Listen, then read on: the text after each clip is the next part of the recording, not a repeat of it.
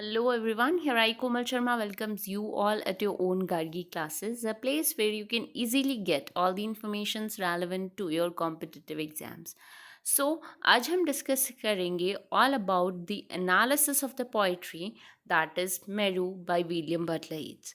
William Butler Yeats की poetries का अभी सीरीज चल रहा है। सो मेरू का जो टेक्स्ट है वो प्रीवियस वीडियो में मैंने डिस्कस किया था। अगर आपने टेक्स्ट वाला वीडियो अभी नहीं देखा है तो सबसे पहले आप वो वीडियो देखें, उसके बाद ही आप इस पोइट्री के पर्टिकुलर एनालिसिस को समझ पाएंगे। So let's begin with the analysis of the poetry Meru by William Butler Yeats. Meru by William Butler Yeats is the poem that mirrors reflection of the poet on such important themes as life and death. इसमें particular इस poetry में बताया गया है, अगर आपने text इस poetry का पढ़ा है तो आपको पता होगा कि इस पोइट्री में किस तरीके से पोइट ने कॉन्ट्रडिक्टरी चीज़ों को रिप्रेजेंट किया है, जैसे life and death, mortality and immortality, finite and infinite. ठीक है, तो इन सारी चीज़ों को रिप्रेजेंट किया गया है पोइट्री में। सोल और फिजिकलिटी, जो सोलेस होता है, प्लस अपना जो फिज़िकल लेजर होता है, इल्यूजन और रियलिटी, इन सब के बीच में एक लाइन क्रिएट की है पोइट ने, इसमें एक डिफरेंस क्रिएट किया है, right. Fame and glory of great civilisations and their ultimate end. इस पोइट्री में ये भी बताया गया है जो भी अभी तक के ग्रेटेस्ट यूरोपियन जो सिविलाइजेशंस हैं, जैसे रोम सिविलाइजेशन या फिर ग्रीक एंशंट सिविलाइजेशन, तो इनके बारे में पोइट ने यहाँ पे बताया है किस तरीके से वो ग्रेट सिविलाइजेशंस थी अपने टाइम में, लेकिन उनका भी एक बार एंड हो चुका है। In fact, the idea of finiteness of human existence as well as existence of everything in the world is central idea of the poem. Poet का सीधे से मतलब इस पोइट्री में यही है कि जो भी चीज़ें इस लाइफ में एग्जिस्ट करती हैं वो फाइनाइट हैं, कोई भी चीज़ इनफाइनाइट नहीं है। ठीक है, तो अपन जब एनालिसिस के बारे में पढ़ते हैं तो हमें उस पोइट्री की इन डेप्थ जो डिटेल है, जो इंटेंशंस है, उनके बारे में पता चलता है। सो होप आपको ये कॉन्टेक्स्ट समझ में आया होगा। So let's move ahead. What is popularly perceived to be the reality is merely illusion. Poet ने इस पोइट्री में ये भी कहा है कि पोइट जो ह्यूमन बीइंग है उसने अपने चारों तरफ एक ऐसा एटमॉस्फेयर क्रिएट कर लिया है जिसे वो खुद तो ये समझता है कि ये रियलिटी है, बट वो रियलिटी नहीं है, वो सिर्फ एक इल्यूजरी स्फेयर में जी रहा है। Reality transcendence the comprehension of the ordinary soul. जो रियलिटी है वो ट्रांसेंडेंस है the comprehension of the ordinary souls. This precisely the idea that constitutes the core of Yeats's sonnet Meru. और यही जो जो सोनेट है, बेसिकली ये जो पोइट्री है वो एक सोनेट फॉर्म में लिखी गई है बाय द पोइट। तो सोनेट आप सब लोगों को पता है, poetry of 14 lines divided into 2 parts. इस पार्ट में ऑक्टेव एंड सेस्टेट है। ठीक है, सो इसमें इस पर्टिकुलर पोइट्री में क्या बताया गया है दैट द रियलिटी, जो रियल चीज़ें हैं, वो ट्रांसेंडेंस होती है towards the comprehension of the ordinary souls in the octave. अब जब हम बात करें upper most part of the sonnet के पार्ट 1 की, जिसको ऑक्टेव कहा जाता है, जिसमें लाइन 8 लाइन्स कंटेन्स होती हैं।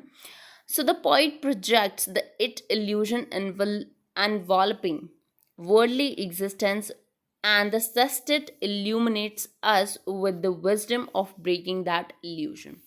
ऑक्टेव पार्ट में पोइट ने ये बताया है कि किस तरीके से इस पूरे वर्ल्ड में एक इल्यूजरी स्फेयर क्रिएट किया गया है by the human being. Octave part में ये बताया गया, सेस्टेड पार्ट में बताया गया है कि किस तरीके से हम उस जो इनबिल्ट ह्यूमन बिल्ट जो स्फेयर है, जो इल्यूजन है, उसको ब्रेक डाउन कर सकते हैं। ठीक है, तो ये एक जर्नी है from the physical spheres towards the spiritual one. The poem records justice discussed with the Western civilization. इसमें poet ने Western civilization को थोड़ा rebuke भी किया है. He finds that civilization is an ongoing process of material process. Point का ये मानना है कि जितनी भी सिविलाइजेशंस अब तक गुजरी हैं वो सिर्फ एक प्रोसेस होता है ऑफ मटेरियल प्रोसेस. बताया है कि सारे जितने भी लोग हैं वो सिर्फ मटेरियल के पीछे ही भागते हैं, कोई स्पिरिचुअलिटी की तरफ नहीं भागता, और उस मटेरियल को ही लोग क्या बात समझने लग जाते हैं, रियलिटी समझने लग जाते हैं. बट वो एग्जैक्टली जो मटेरियल होता है वो सिर्फ एक इल्यूजन होता है जो कि एक टाइम पे ब्रेक डाउन होना होता है. In other words, the greater the degree of material progress, the greater is the highest civilization is supposed to have reached. The poet discards this parameter of judging civilization. यहाँ पे poet ने क्या बताया है कि किसी भी कंट्री में ग्रेट सिविलाइजेशन किसको बताया गया है, जिसका मटेरियल प्रोग्रेस या मटेरियल जो क्वालिटी है वो बहुत ज़्यादा स्ट्रॉन्गर है, ग्रेटर है, तब तो वो सिविलाइजेशन ग्रेटेस्ट है. पुअर मटेरियल ग्रोथ है तो वो जो सिविलाइजेशन है उसको इतनी रिकग्निशन नहीं मिलती है. इस चीज़ को पॉइंट यहाँ पे क्या कर रहा है, डिस्कार्ड कर रहा है. पॉइंट इस चीज़ से एग्री नहीं है कि हर एक चीज़ मटेरियल प्रोग्रेस पे ही डिपेंडेंट है, कि एक सिविलाइजेशन को सिर्फ इसलिए जज किया जा सकता है क्योंकि वो मटेरियल तरीके से, मटेरियल वे में प्रोग्रेसिव है या मटेरियल प्रोग्रेसिव इम्प्रोग्रेसिव है. ठीक है, तो किसी की ग्रेटर स्ट्रेंथ है, मटेरियल ग्रेटर स्ट्रेंथ होने की वजह से वो सिविलाइजेशन सिर्फ अपर मोस्ट पे आ जाए, ये ठीक नहीं है. पॉइंट का ये मानना है. Gloating over the glory of ceaseless achievement on the material planet, man has lost the ability to realize the meaning of reality. यहाँ पे पॉइंट ये कहना चाहता है कि ह्यूमन बीइंग ने अपने आप को एग्जैक्टली जो मटेरियल इल्यूजन है उसमें इतना ज़्यादा जकड़ लिया है कि वो अब उससे बाहर ही नहीं आना चाहता. He has mistaken the luxury world to be the reality. Human being ने एग्जैक्टली जो लेजरस, जो लग्जूरियस मटेरियल वर्ल्ड है उसको ही रियल मान लिया है, जो कि एग्जैक्टली इल्यूजन है. वो उस इल्यूजन से बाहर नहीं निकल पा रहा है.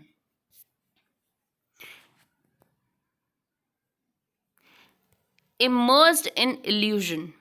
Immersed in illusion, the materialistic man has no inkling of what the ultimate reality is. Illusion में इतना ज़्यादा इमर्स्ड होने के बाद जो ह्यूमन बीइंग है वो अल्टीमेट रियलिटी को पहचान ही नहीं पाता है. He is blinding by the false glitter of the material world. जो मटेरियल वर्ल्ड का जो ग्लिटर है, जो चार्म है, जो अट्रैक्टिवनेस, जो इन्फैचुएशन है, वो उसमें इतना अंधा हो जाता है कि वो रियलिटी की तरफ देख ही नहीं पाता है, actually unaware of the darkness surrounding it. और वो उस एक्चुअली जो एक उजाले की तरफ, उजाले के चारों तरफ का जो अंधेरा है वो उसको रिकग्नाइज नहीं कर पाता. वो सिर्फ उस उजाले, उस अट्रैक्शन, उस इन्फैचुएशन की तरफ मूव करता है. The poem presents a sharp contrast between the Western obsession with material grandeur and the Oriental wisdom of recognizing the ultimate reality.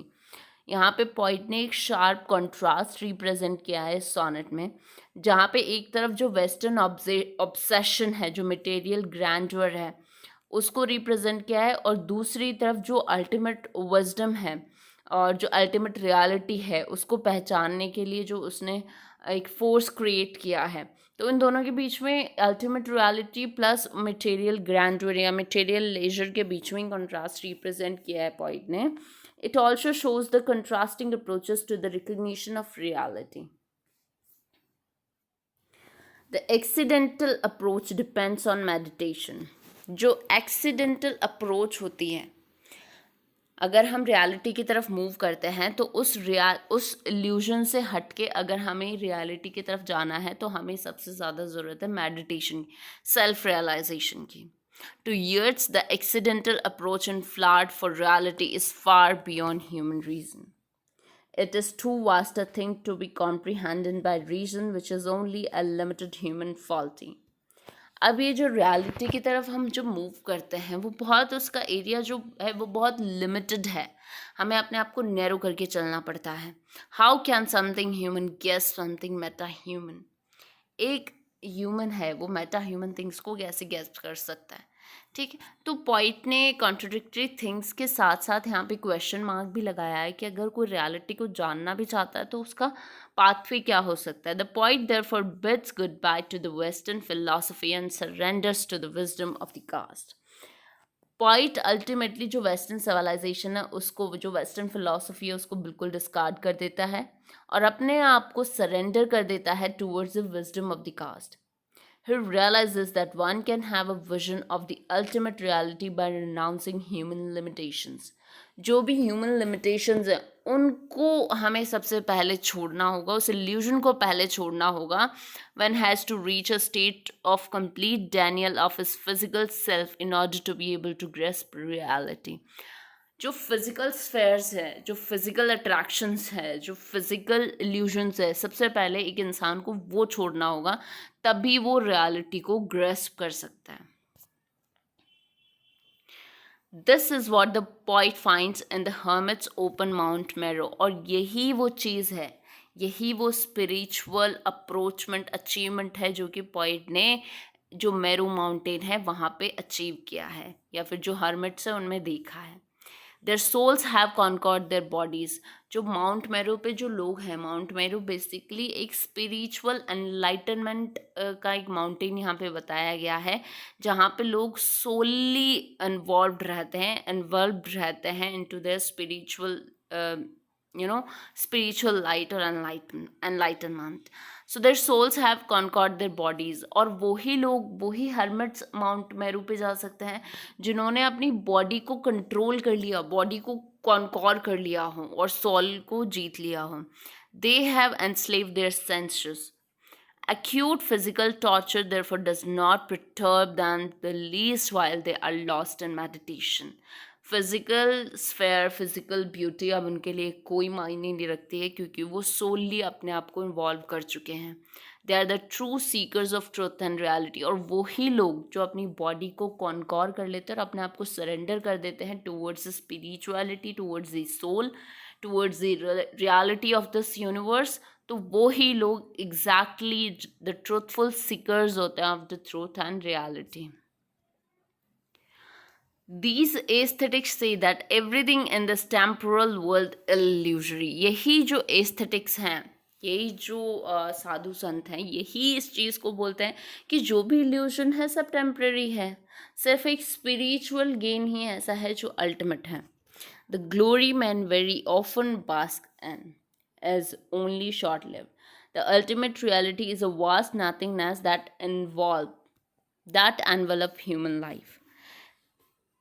यहाँ पे पॉइंट क्या बोलता है कि जो अल्टीमेट रियलिटी है that is a vast nothingness, that is vast nothingness, कुछ नहीं है, that envelop human life, hence the soul of the human body rotting in mundane existence can attain salvation of if it renounces everything materialistic. अगर जो भी material illusions है अगर उसको त्याग देते हैं तो आप अपने अल्टीमेट रियलिटी को ईजिली गेन कर सकते हैं. Yeats's reference to Greece, Egypt, and Rome are allusions to great civilization which grew to the enormous power in the distant past, but ultimately they had vanished to never revive. जो यहाँ पे बड़ी बड़ी European civilisation के बारे में point ने बताया है about the Greece, Egypt and Rome. ये अपने टाइम की बहुत ही बड़ी सिविलाइजेशंस रही हुई है, मटेरियलिस्टिकली बहुत ग्रेटर रही हुई है, प्रोग्रेसिव रही हुई है. लेकिन जब ये वैनिश हुई, जब ये ख़त्म हुई तो इस तरीके से हुई कि दोबारा रिवाइव ही ना हो सकी. तो मटेरियलिस्टिक इल्यूशंस तो यही होता है, टेम्पररी होते हैं, और जब ख़त्म हो जाते हैं तो रिवाइव होने का चांस ही नहीं बनता है. The metaphor of the day being changed by the night is the obvious reference to the life that ultimately comes to the end and that is over when death comes. यहाँ पे point ने day night का भी example लिया है, ठीक है. The day is the metaphor of life. Day जो होता है वो मेटाफर यहाँ पे यूज़ किया गया है एज अ लाइफ, ठीक है. And when people live and are full of hopes. जब दिन होता है तो लोग जिंदा होते हैं, लाइव होते हैं, फुल ऑफ लाइफ होता है, फुल ऑफ होप्स होते हैं. और जैसे जैसे नाइट पास में आती है that means that once life inevitable comes to the end. क्योंकि लाइफ तो ऑब्वियस है, फाइनाइट ही होगी ना, इनफाइनाइट तो है नहीं अपनी लाइफ.